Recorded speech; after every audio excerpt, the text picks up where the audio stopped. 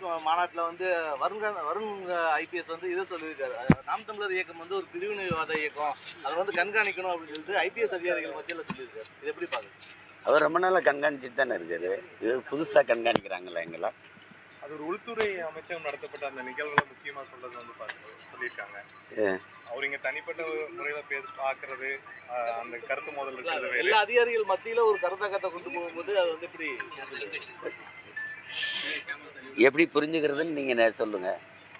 இந்திய அரசியல் அமைப்பு அதன்படி நாங்கள் பதிவு செஞ்சு தேர்தல் ஆணையத்தில் 13 ஆண்டுகளாக இந்த அரசியல் இயக்கத்தை நடத்துகிறோம்.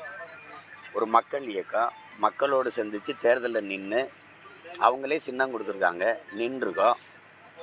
36 லட்சம் வாக்கை வாங்கி 3வது பெரிய கட்சியாக வந்து தனிச்சு நின்னே அங்கீகாரத்தை பெற்று ஒரு கட்சியாக இருக்கும்போது நீங்கள் திடீர்னு இதை பிரிவினைவாத இயக்கம் அதை வந்து நீங்கள் கண்காணிக்கணும் அப்படின்னா இவர் தான் நாட்டை ஆள்றாரா?